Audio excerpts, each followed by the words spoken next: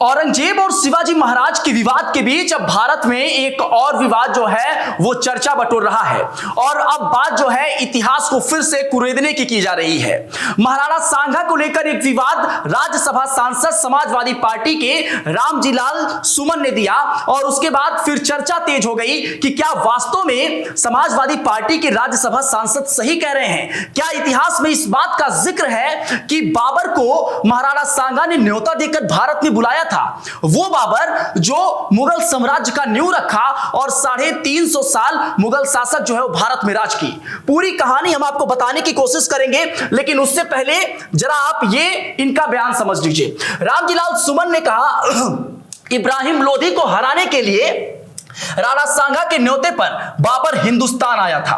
अब आप इस बात के मायने समझिए कि क्या वास्तव में बाबर को महाराणा सांगा ने बुलाया था कि नहीं था, इसके पीछे क्या कुछ कहानी है और बाबर, इब्राहिम लोधी और महाराणा सांगा का इतिहास क्या है, और इसीलिए आपके सामने ये वीडियो लाए हैं। लेकिन उसको समझने के लिए सबसे पहले आपको ये समझना होगा कि बाबर के बारे में, बाबर कैसे भारत में आया और उसका भारत में आने का मकसद क्या था और भारत में क्या वो किसी के न्योते पर या आमंत्रित करने पर आया। ये पूरा बात समझने के लिए सबसे पहले आपको बाबर के बारे में समझना पड़ेगा। बाबर का जो जन्म था वो उज्बेकिस्तान में 1483 में फरगाना में हुआ था।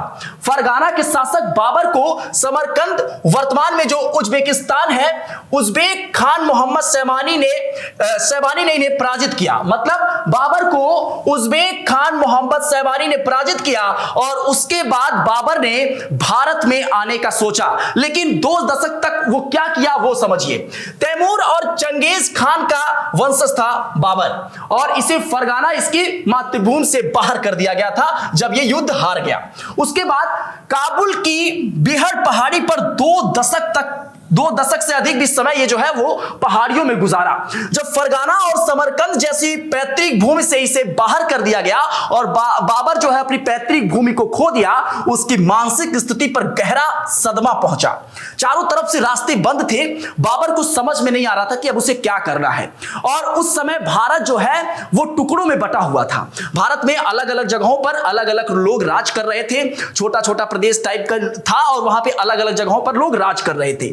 और भारत में जो है बाबर को एक नई संभावनाएं दिखाई दी और यही से शुरू होता है भारत में बाबर की एंट्री का ख्वाब। सबसे पहले आप ये समझिए कि शुरू से ही लगातार भारत में बाबर कई जगहों पर आक्रमण किया, जैसे पंजाब, और पंजाब जैसे अन्य ऐसे जगह थे, तकरीबन 4 से 5 जगह थे जहां पर वो आक्रमण किया, लेकिन शुरू में उसे सफलता नहीं मिली। अब आप ये बात समझिए कि मुगल साम्राज्य की नींव कैसे पड़ी। इसे समझने के लिए आपको 1526 ईस्वी में हरियाणा में पानीपत के प्रथम युद्ध पर नजर फेरनी पड़ेगी।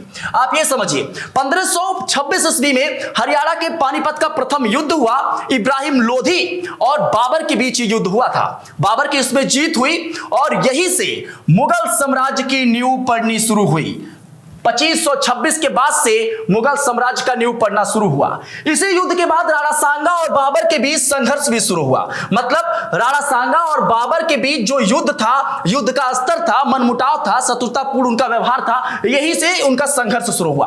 पानीपत की लड़ाई के बाद अफगानी राजपूत महाराणा सांगा के शरण में आ गए और इसका सबसे बड़ा कारण आपको बता दूं कि इब्राहिम लोधी जो है वो अफगानी था और वहां पर जो है अफगानी राजपूत जो है वो जब ये युद्ध हारने के बाद 1526 के महाराणा सांगा के शरण में जो है अफगानी राजपूत पहुंचने लगे। अब महाराणा सांगा की सेना जो है वो बड़ी होने लगी, मजबूत होने लगी, ताकतवर होने लगी।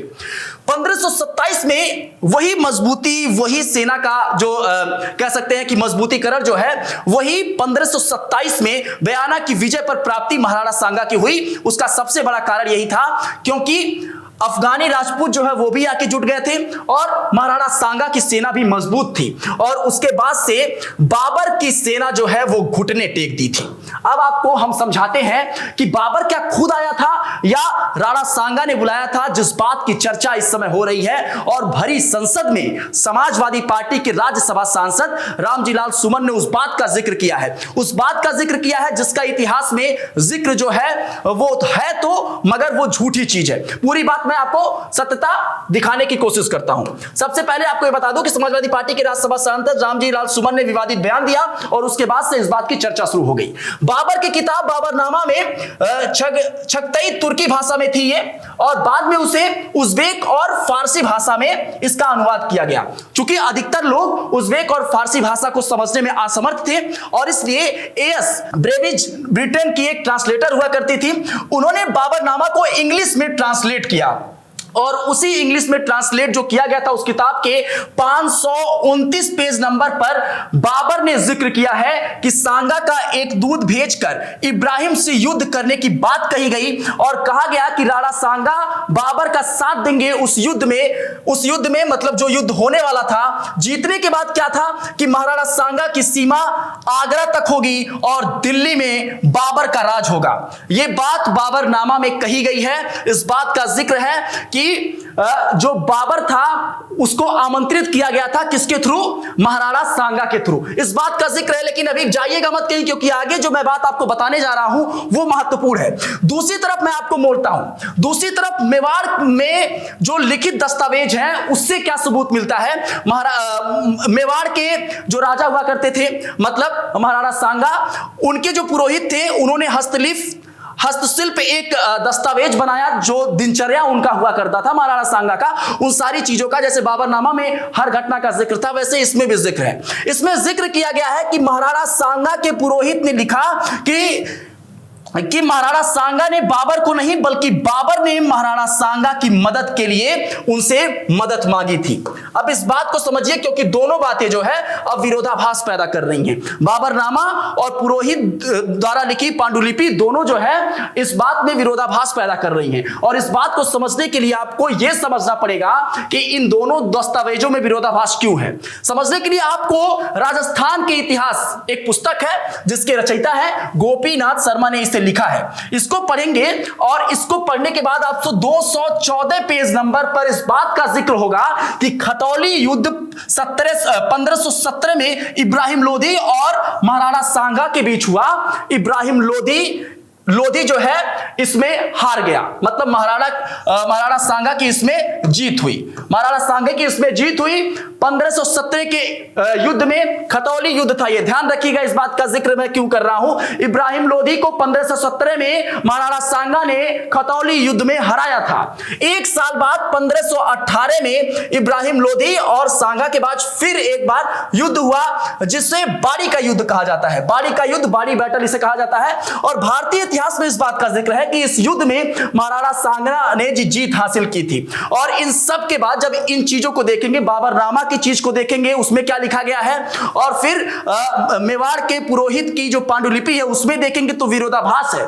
लेकिन इस किताब को अगर पढ़ेंगे तो यह समझ में आएगा, खतौली का युद्ध और बाड़ी का युद्ध जब इब्राहिम लोधी से महाराणा सांगा जीत गए थे तो फिर बाबर को वो भारत में इसलिए क्यों बुलाएंगे, क्यों आमंत्रित करेंगे कि उनको जो है इब्राहिम लोधी को हराना है। जब दो बार इस बात का जिक्र मिल रहा है कि महाराणा सांगा जो है वो इब्राहिम लोधी को हरा चुके हैं, तो फिर यहां पर यह बात झूठी साबित होती है कि बाबर को आमंत्रित किया गया था महाराणा सांगा द्वारा। सबसे पहले अब आपको यह जानकारी दिए चलते हैं कि जिन महाराणा सांगा के बारे में इतनी सारी बातें मैंने आपको बता दी, उनकी खासियत क्या थी। एक वीर और अद्भुत योद्धा थे, शरीर पर 80 घाव थे, 80 घाव शरीर पर थे, और इसलिए इन्हें सेना की दीवार भी कहा जाता था। सेना की दीवार इनको उस मेवाड़ में इनको कहा जाता था सेना की दीवार। एक हाथ, एक आंख और पैर भी नहीं था, लेकिन फिर भी पूरी जिंदगी, पूरी जीवन जो है युद्ध करते रहे। पिता का नाम था रायमल, जिनकी मृत्यु के बाद 27 साल की उम्र में राणा सांगा शासक बने थे मेवाड़ के।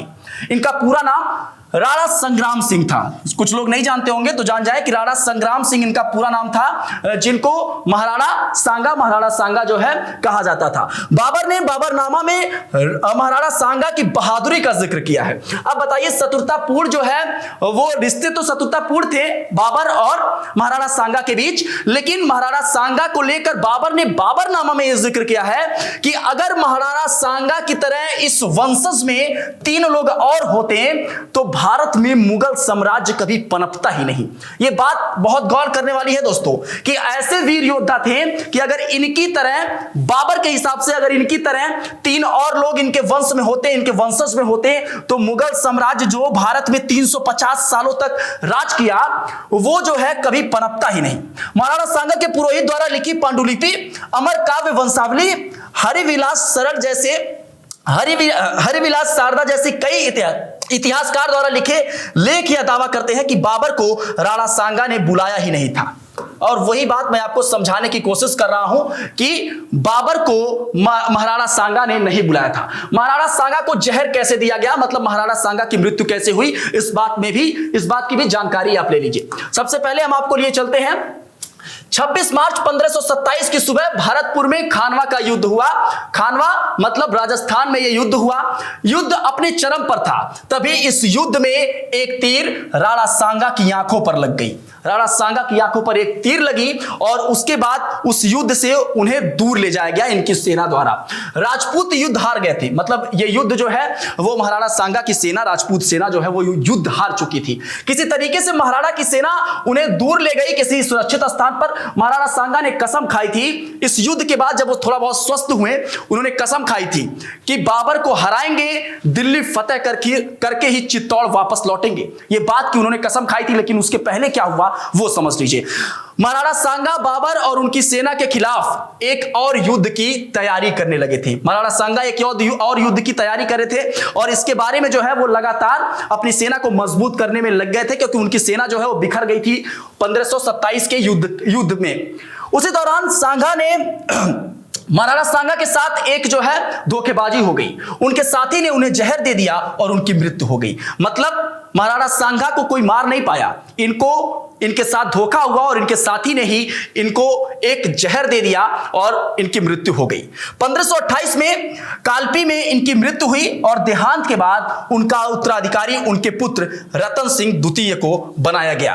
तो इस बात का जिक्र जो समाजवादी पार्टी के राज्यसभा संसद में कर रहे हैं, इस बात को लेकर इतिहास में कितना जिक्र है और इतिहास इस बात को लेकर क्या कहता है, आपके सामने मैंने दिखाया। इस बारे में आपकी क्या राय है, अपनी प्रतिक्रिया दीजिएगा। बने रहें मीडिया लैंड नेटवर्क के साथ।